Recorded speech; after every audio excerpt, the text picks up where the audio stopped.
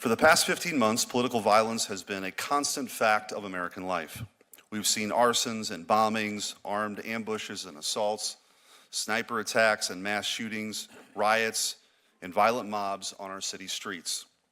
We've seen assassinations, we've seen murder, we've seen death. None of this is random. It's organized, coordinated political terror. The people behind this violence are not common street criminals. They're not driven by money or drugs or gangland turf disputes. They're determined, militant extremists who wield violence for political ends. They know that their vision would never win at the ballot box, so they've chosen terrorism instead. They know their ideas could not win in the marketplace of ideas, so they shoot up the marketplace. Last year, President Trump survived not one, but 2 assassination attempts. In Butler, Pennsylvania, he escaped a sniper's bullet by a centimeter in a split second. Only weeks later, in West Palm Beach, another would-be assassin camped out for 12 hours in the brush outside of Trump International Golf Club, armed with a loaded rifle, burner phones, a GoPro, hoping to finish the job. Less than 2 months later, a healthcare CEO was gunned down in cold blood on a New York street by a left-wing extremist who called his victim a parasite who had it coming. Within days, left-wing activists had made the murderer a folk hero. In California, they pushed a ballot measure named in his honor. A poll taken 10 days after the murder found that nearly half of very liberal Americans had a favorable view of the killer, whereas just 8% of very conservative Americans felt the same. Then came an all-out war on immigration and customs enforcement. Across the country, federal officers were hunted like prey. They were attacked, surrounded, ambushed, and shot at. Their facilities were firebombed. There were arrests for arson, for assault, for violent threats and doxing, but the violence continued to escalate. On July 4th, 11 members of an antifa terror cell carried out a coordinated ambush on an ICE facility in Texas. They arrived in 2 vehicles, loaded with semi-automatic rifles, handguns, Molotov cocktails, body armor, and encrypted radios. Their gear was painted with a circle A for Antifa. They detonated fireworks to lure officers out into the open and then opened fire and kept shooting until their guns jammed. One cop was struck in the neck and critically wounded while racing to respond. Just 3 weeks later, a transgender shooter entered a Catholic elementary school in Minneapolis and opened fire on hundreds of children while they prayed. Dozens were wounded. 2 little children, a 10-year-old girl and an 8-year-old boy, were killed. The shooter marked his guns with slogans like, "Where is your God now?" and posted videos using an image of Christ for target practice.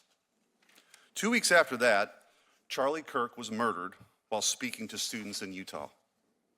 The killer told friends and family he did it because Charlie was full of hate. Social media exploded with gloating celebration. Thousands upon thousands of people, journalists, professors, and government employees could not contain their glee that a father of 2 young children had been gunned down in broad daylight. When Americans gathered to mourn him, they were attacked there too. In El Paso, an arsonist set fire to a church holding a vigil in his memory. A week later, a man opened fire into an ABC news station in Sacramento, just days after the network suspended Jimmy Kimmel's show. Police found anti-Trump writings in his car and a handwritten note that read, "Patel, Bongino, and Pam Bondi, they're next." And just last week, an anarchist radical was arrested for placing a $45,000 bounty on Pam Bondi, posting an image of the Attorney General with a sniper dot on her head. The caption read, "Wanted, dead or alive, preferably dead." A week after the ABC shooting, a sniper opened fire on an ICE facility in Dallas, killing multiple people. Investigators recovered shell casings etched with the words, "Anti-ICE." And this month, a man who flew across the country to murder Justice Brett Kavanaugh received a sentence of just 8 years.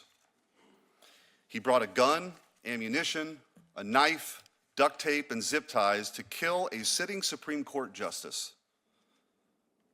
in his own home while his wife and kids were present because he didn't like the way he might rule on gun control or abortion. This is the nature of political violence in America today. It's driven by a system far larger than the people who commit the act itself. We've seen this system in action.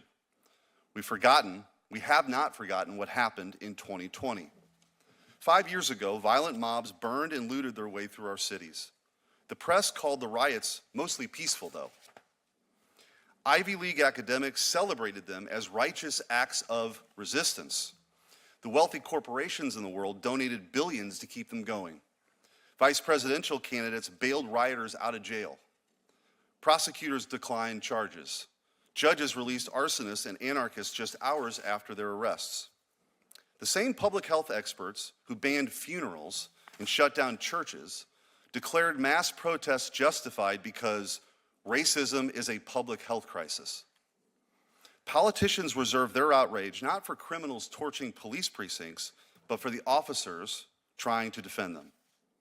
The largest cities in the nation slashed their police budgets by hundreds of millions of dollars, unleashing a deadly wave of violent crime on a scale not seen in decades, the largest single-year increase in murders in more than a century. The activists on the ground claimed to be revolutionaries fighting the powers that be. But the truth is, they were backed by the full force of the ruling regime. The mobs that torch cities, the radicals who ambush ICE agents, the activists who terrorize judges at their homes, all of them are foot soldiers in the same regime. A regime whose foundational ideology is that we're born either as victims or oppressors, and is the duty of revolutionaries to impose their vision of equity upon us all. This sustained campaign of violence is explicitly and specifically political. It is motivated by a distinct and fanatical ideology, rabidly anti-American, anti-Western, and anti-civilization itself. It is a worldview that indicts the United States as an illegitimate nation born in evil. By now, most Americans have heard this language. It has dominated our public life for years. These are not fringe ideas any longer. They have not just been tolerated, but actively embraced, repeated, and amplified through the largest megaphones in our country. To my friends on the other side of the dais who may take offense with these categorizations, how often have we heard Democrats praise these radicals for their idealism? How many elected officials have called riots the language of the unheard? The violence stalking our streets today is a feature, not a bug. There is an evil but consistent logic to it. It's the natural and logical result of the ideology itself. If the violent elements' ideals were so praiseworthy, then the system which obstructs their fulfillment is to blame. And why work within a blameworthy system for praiseworthy ends? To these people and this movement, the only acceptable goal is the destruction of the system and its leaders. The central idea of every revolutionary project is that utopia must be achieved through any means necessary.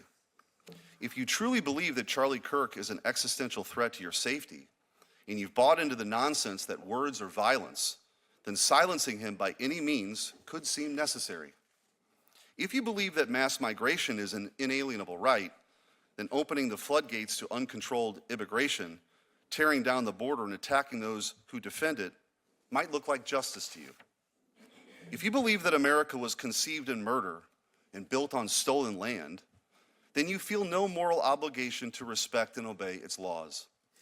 If you truly believe the police are the armed enforcers of racist oppression who indiscriminately murder innocent victims in the streets, then you might see violence against an officer as an act of brave resistance.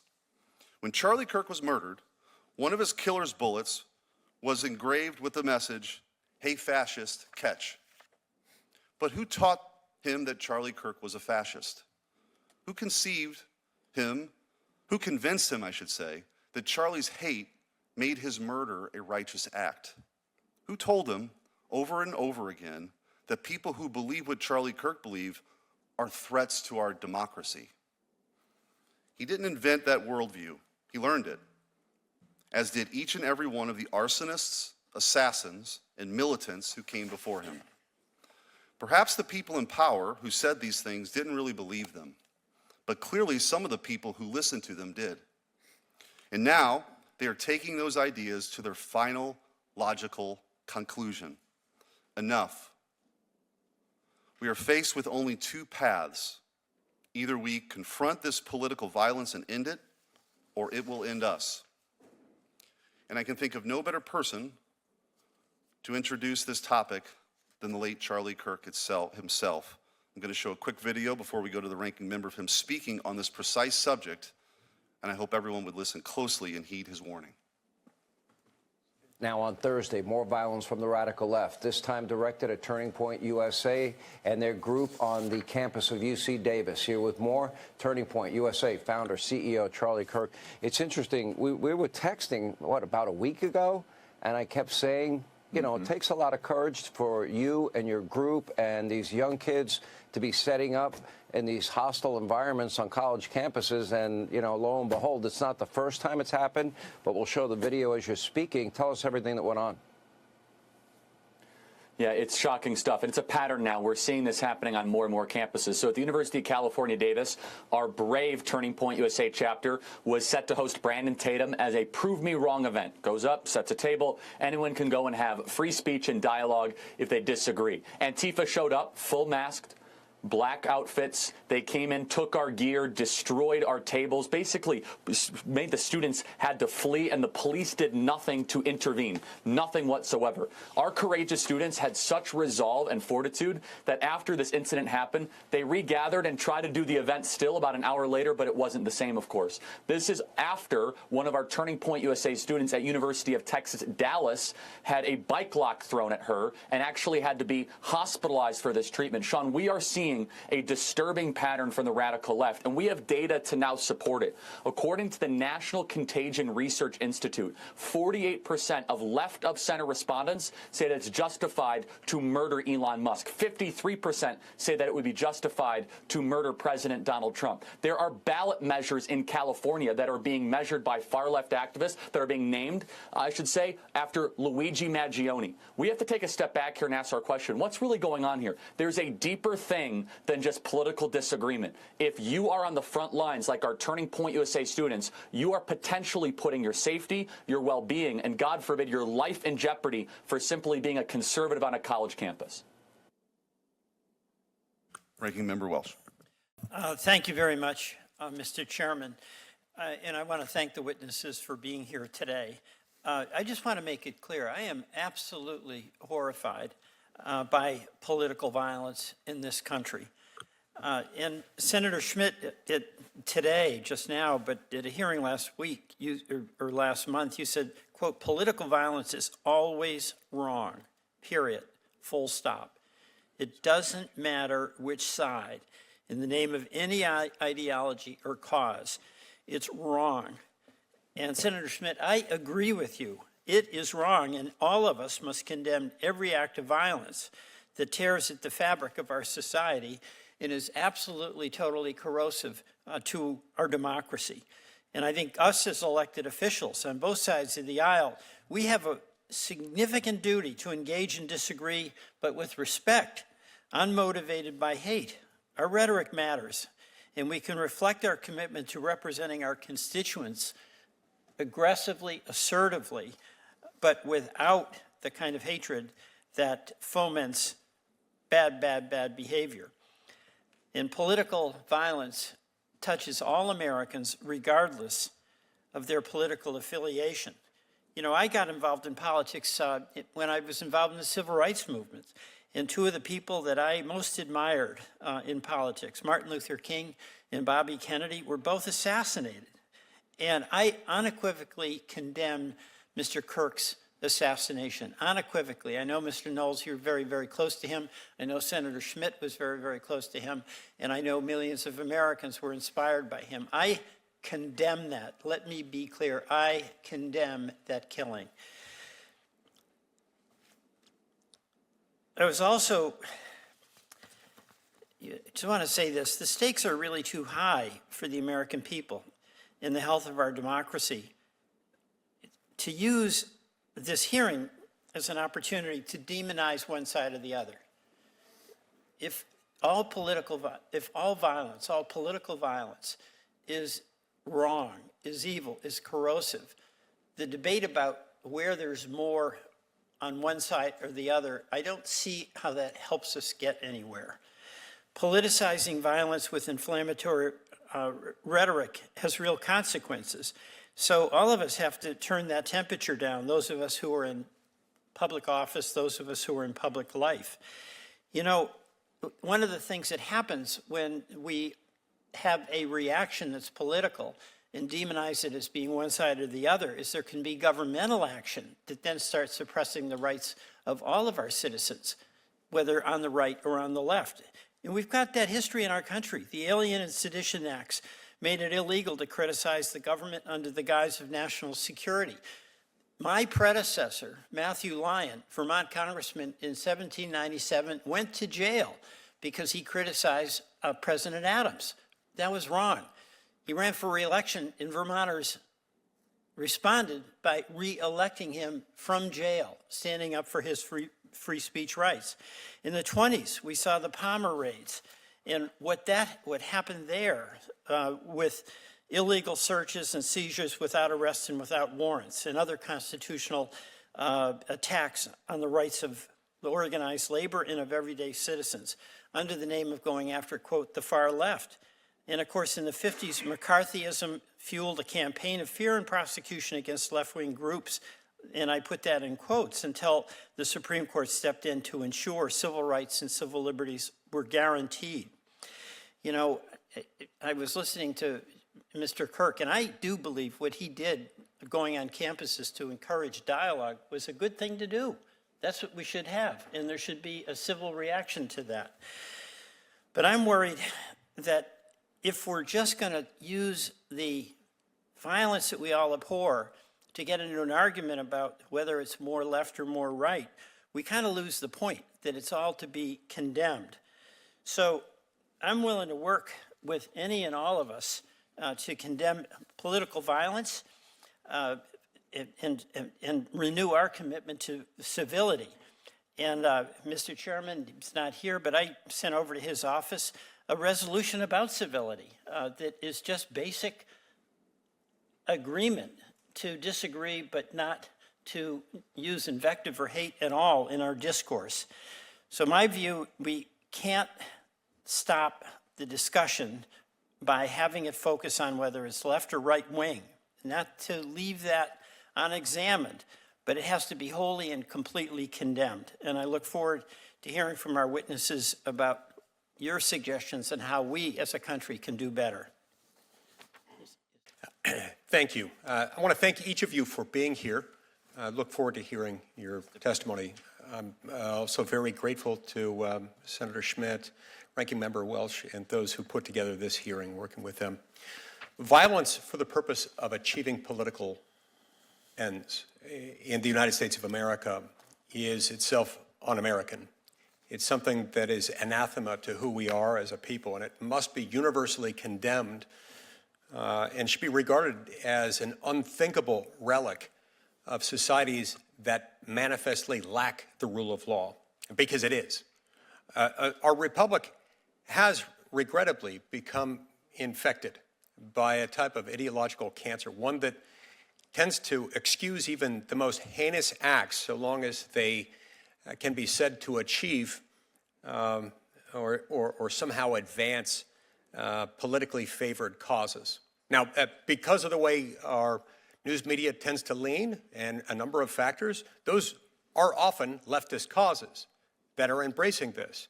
If they weren't, if it happened the other way, the media would serve as a check on that. The media doesn't always serve as a check on that when it comes from the left, because very often a number of voices within the media tend to agree with those odds. And I think that's part of how we get to the point where such a high percentage of those who identify themselves as part of the left are willing to say that murder of President Trump is morally justifiable. And other polls have come out since Charlie Kirk's assassination that show that trend getting worse, not better, just in the last few weeks. For examples of this alarming trend, one need look no further than the mostly peaceful burning of various American cities throughout the so-called Summer of Love in 2020, or the coddling of pro-Hamas and anti-Semitic mobs by university administrators just in the last year or two. And even the disgusting attempts to rationalize, excuse, and in many cases even praise the cold-blooded assassination of Charlie Kirk through grotesque distortions of his past public statements and otherwise. This must end. Today, this hearing gives us a real chance to reflect upon and confront this very disturbing and building trend within our society. It's not enough to state that political violence is wrong. We must expose it, call it out where it exists, and root out the forces that tend to enable it. Now, to those who would cite the First Amendment somehow in defense of actions that cannot be defended on their own merits, let us be very clear. Violence is not protected speech. Neither is incitement to violence or funding of violence or facilitation of violence, any more so than a conspiracy to commit violent acts would be protected by the First Amendment. These things are not. They are analytically distinct, legally, constitutionally distinct from speech. They're not covered by the First Amendment. Indeed, the preservation of free speech itself depends on our ability to shield peaceful discourse from those who would silence dissent through any form of violence. Look, modern American society is the greatest civilization the world has ever known. Many on the other side of the aisle have decided that they ought to repeatedly engage in inflammatory, sometimes irresponsible rhetoric that creates permission, sort of establishes a permission structure, you might say, for violence directed at our civil institutions. As the Trump administration works tirelessly to safeguard Americans from this wave of criminal, illegal aliens that have come through over the last 4.5 years, many Democrat leaders have fought back tooth and nail, describing federal law enforcement as, quote, a quote, modern-day Gestapo, as slave patrols, as thugs, and as a collective terror force. Despite multiple assassination attempts against Trump, it was and remains today fashionable in leftist circles to compare President Trump to Hitler and smear his supporters as fascists. What has been the result of this? Well, across the country, ICE agents have been under attack, personally, not just as a group. At an ICE facility in Texas, officers were attacked, with one even being shot in the neck. Investigators later found evidence of left-wing anarchist and anti-government ideology, anti-ICE slogans, antifa imagery, and online discussions specifically targeting federal agencies. And yet again, much of the left either ignored the story altogether or blamed the government for provoking the attack, and leftists in the media, meanwhile, did at best nothing to stop it, and in other cases, tended to foment it. This violence toward the executive branch is not itself isolated. In 2022, a California man boarded a plane to Maryland with a pistol, with ammunition, and with a fairly distinct plan. His goal? To assassinate Supreme Court Justice Brett Kavanaugh because he disagreed with the leaked ruling in the Dobbs case that would go on to overturn Roe v. Wade. He disagreed with that ruling, therefore he decided he had to kill this justice. He was consumed by far-left ideology and the belief that violence is justified somehow when our system does not result in the outcomes desired by the left. He later told investigators that he wanted to, quote-unquote, give his life by killing Brett Kavanaugh himself. That is not activism. That is radicalism. That is extremism. It is driven by the same ideology that calls violent protest resistance and dressing it up in as many euphemisms as people can find. Shockingly, some leftists suggest, almost as a matter of routine, that daring to question their misguided beliefs is akin to perpetuating violence against certain favored groups or disfavored groups. I hope we can find bipartisan consensus in condemning all political violence without reservation and without regard to the ideology of the person at whom the violence might be directed. To overcome the very worst instincts of human nature's somewhat natural tendency toward violence, although it's a tendency that can and must be suppressed in any free civilization, we must first remember that we are one nation and one people under God, united by bonds far stronger than any passing political moment or cause. Political violence, regardless of the alleged justification, regardless of the political beliefs of those embracing it or opposing it, will never and must never be tolerated by this body or by the United States of America. Thank you, Mr. Chairman. Thanks, Senator Schmitt, for that courtesy. At the outset, I want to recognize law enforcement who are here today, including those who defended the U.S. Capitol on January 6, 2021, and the family members of those who are no longer with us. Ken Sicknick, brother of fallen officer Brian Sicknick, is here. He reminds us, and I quote, "The simple act of not letting the events of that day be whitewashed, revised, or forgotten is more important than anyone can ever know." That statement by Mr. Sicknick rings true, painfully true today. This hearing examines a critical issue, political violence in America. I've said before over and over from this podium and will repeat, violence is not acceptable whatever the source or origin. I do not believe that one party owns the right to say it's the other party's fault. It is the fault of both parties in differing degrees, and it's our fault if we try to whitewash that reality. To seriously address this problem, we must be honest. We must start with the facts, not with partisan conclusions. To claim, as the chairman of the subcommittee has, and I quote, "Political violence comes predominantly from one side of the aisle, and don't give me this both sides BS," is not supported by the facts. In fact, those facts tell a different story. For more than a decade, data from the FBI, DHS, and nonpartisan experts show that far-right extremists have been responsible for most domestic terrorism, including most deaths by far. On this chart, which you can see behind me, from the Center for Strategic and International Studies, also known as CSIS, terrorist attacks from the right are in red and attacks from the left are in blue. CSIS found that since 2016, 112 people have been killed as a result of right-wing attacks, while 3 have died as a result of left-wing attacks. These are not partisan talking points.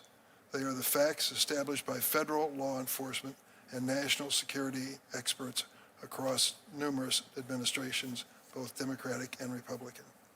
Indeed, one of today's majority witnesses, Mr. Chad Wolf, in his confirmation hearing before Congress, as acting DHS Secretary during President Trump's first term, testified, and I quote, "White supremacist extremists, from a lethality standpoint over the last 2 years, are certainly the most persistent and lethal threat when we talk about domestic violent extremists. Far-right extremists were responsible for the January 6, 2021 attack on the Capitol. I lived through it. And they've been responsible for a string of hate-fueled massacres targeting ethnic and religious minority communities, including the 2012 Goodwarrick shooting in Oak Creek, Wisconsin, targeting Sikh Americans, killing 7. The 2015 Mother Emanuel AME Church shooting in Charleston, targeting Black Americans, killing 9. The 2018 Tree of Life Synagogue shooting in Pittsburgh, targeting Jewish Americans, killing 11. The 2019 Walmart shooting in El Paso, targeting Latino Americans, killing 22. And the 2022 Tops Supermarket shooting in Buffalo, targeting Black Americans, killing 10. Political violence has continued to rock the nation in recent months, from the assassination of Mr. Kirk to the assassinations of Minnesota House Speaker Emerita Melissa Hartman and her husband, and the attempted assassination of Minnesota State Senator John Hoffman and his wife. Just last week, a man was arrested after allegedly offering $45,000 for the killing of Attorney General Pam Bondi, and a January 6 rioter who was pardoned by President Trump, full and unconditional pardon, was arrested for allegedly threatening to kill the House Democratic leader, Hakeem Jeffries. I've said it before and I'll say it again. There's no room for political violence in America, ever, ever, not from the right or from the left. I'm deeply concerned by the Trump administration's response to the political violence crisis. On the one hand, the administration is threatening a crackdown on constitutionally protected speech based on false claims that, in the words of Stephen Miller, there is, quote, a vast domestic terror movement on the left. At the same time, the administration is gutting programs that have proven effective in combating domestic terrorism. For example, the administration has slashed the budget of DHS, the Center for Prevention Programs and Partnerships, by more than 30%, cut the center staff by 80 employees to fewer than 20, and appointed a 22-year-old Trump campaign official to run the center. We honor our Constitution and serve our country not by rewriting history or weaponizing tragedy, but by telling the truth, even when it's uncomfortable, because democracy cannot survive selective outrage or deliberate amnesia. To the officers and families here today and watching at home, we will never forget January 6th. Our duty is to protect the truth, to defend the rule of law, and to be an American that rejects violence in every form. Thank you, Mr. Chairman. Thank you, Senator. I want to